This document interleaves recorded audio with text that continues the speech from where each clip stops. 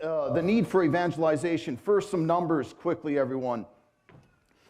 These are hard to put together. I think I'm being conservative with these numbers, right? But I think we can all agree, right, that 50 years ago, more than 50% of all Catholics attended Mass regularly, Holy Days of Obligation, Sunday Mass. I think we can easily say 50%, according to the numbers. They differ, but for the most part, I think one is conservative by saying that 50 years ago. Now the numbers seem to suggest that we're below 25%. In 50 more years, imagine 12 and a half. But it gets worse. If you're not deeply discouraged yet, you wait. I'm going to get you there, I promise. The millennials, as Father Donio mentioned today briefly, the millennials, according to the numbers, according to Sherry Waddell, Intentional Disciples, 10% go to Mass. 10.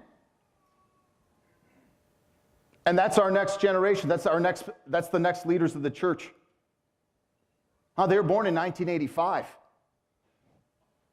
They're not young anymore. They're 33 years old.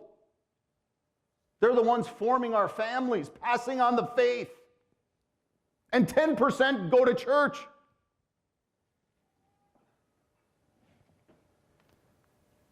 Wait, it gets worse. Marriage.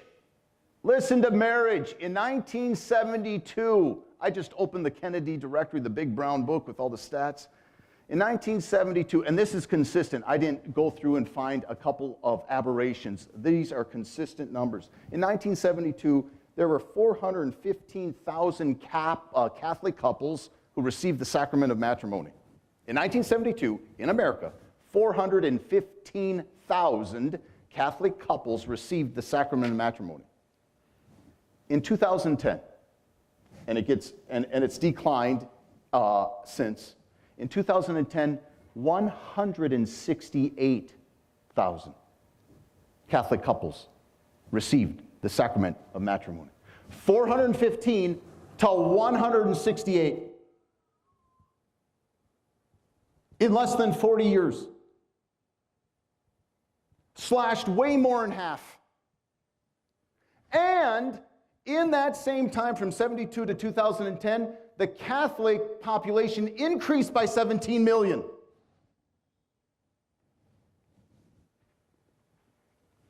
I trust you get my subtle point that lay people, not priests, are the problem.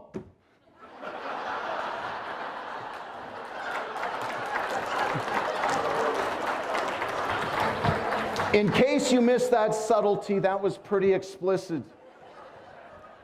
In all seriousness, if in fact the sacrament of holy orders would be suffering the same decline that marriage is, we would be in tremendous trouble. The numbers to the priesthood have not declined the way marriage has. We need to feel the desperation to evangelize. And so we have to turn the ship around, and we can't and we won't unless lay people feel seriously their Christ-given, not church-given, not bishop-given, not pastor-given, Christ-given mission and duty to evangelize. And privilege, of course. It's not an option. This mission comes from Jesus. And anybody who receives from the heart of Jesus tastes this mission. It's not optional. Being an usher at Mass is optional. Unless you go to my parish. Then these things become less and less optional.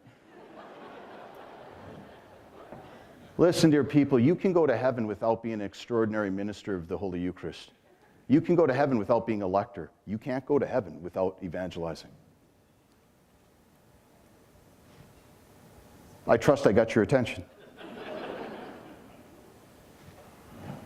Somewhere along the line after Vatican II, Lay people have been given the idea that a holy lay person is one who is an extraordinary minister of the Holy Eucharist, who reads at Mass. If you are, great. We need you. But getting the Eucharist to the faithful is the mission of the clergy. You are helping us do our work, and we are profoundly grateful. We can't do it without you. But a lay person who is living his vocation fully is a person who is taking Jesus and the gospel into the public square. And that's the primary vocation of the laity.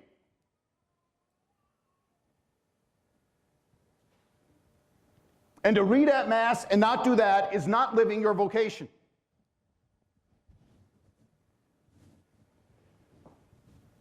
That is the primary responsibility of the laity. So the first thing that must happen to turn the ship around is for us Catholic men and women to take to heart the Christ-given privilege and duty to evangelize. For us to accept, to want, to embrace, to interiorize our mission to evangelize.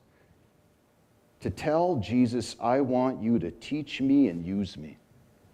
My great hero, St. John Paul II. I love that man. I pray to him every single day. I entrust my parish and my priesthood to him every single day.